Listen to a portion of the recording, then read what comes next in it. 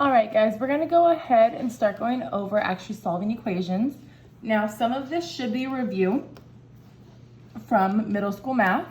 You guys have solved equations before. We're just gonna go back through and explain some terms, some vocab words that I'm gonna be using throughout this lesson and throughout our whole unit, actually. So these are known as linear equations.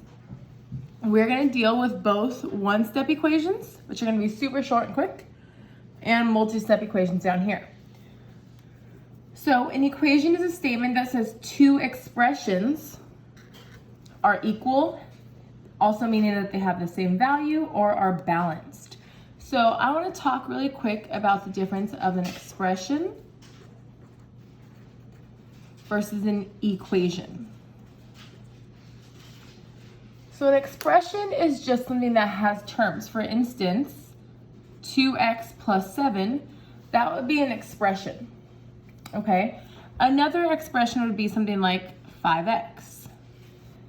An equation actually takes two different expressions and says that they are equal. So for instance, an equation could be 2x plus 7 equals 5x. So the main key is that an equation has to have this equal sign right here, okay? Now the reason that this little scale is here is that equal means they are the exact same. If we think about it in terms of weight, this would be a balanced scale where these are both leveled out. When we work with equations here, we're gonna be thinking about, we want to keep this balance. Okay, we don't want one to go higher than the other or one to go lower than the other. So as we manipulate or change one side, we're gonna have to think about what do we do to the other side to get it to balance out again. All right, other vocab terms that we're gonna be working with here. A linear equation in one variable is an equation that only has one variable present, meaning you're only going to see one letter in the equation. You will not see both an x and a y right now. You're only gonna be sticking with one letter, and it could be whatever letter you want. When we work with word problems, we might use different letters just to remind us of what that letter stands for. For instance, if we're talking about money, we may use M to stand for money instead of X. This is a vocab term that I mentioned in the warm-up. I'm gonna talk about it a lot, and I just wanna make sure we understand.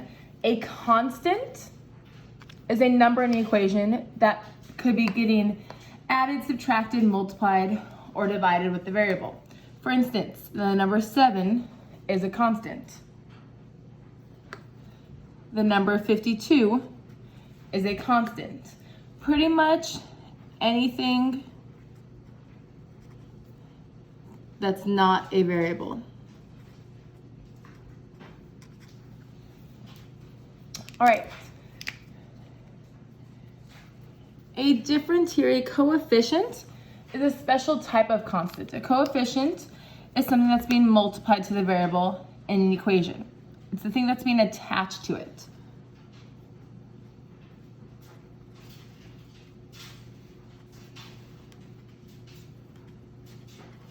For instance, in 8x, 8 is the coefficient. So you have dealt with coefficients and constants before, you just might not have known them by their formal name.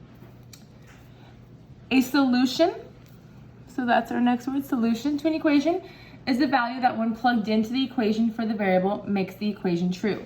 Solution is just a fancy way in math for saying the answer. And we're gonna deal with how many solutions we could possibly have. Sometimes you could have more than one, or none at all, or exactly just one. To solve an equation means to isolate the variable completely on one side of the equal symbol. Okay, so isolate meaning get it alone, so our goal is gonna be to have something like x equals. We don't want anything else on the same side as that variable. All right, one of our last terms is inverse operations.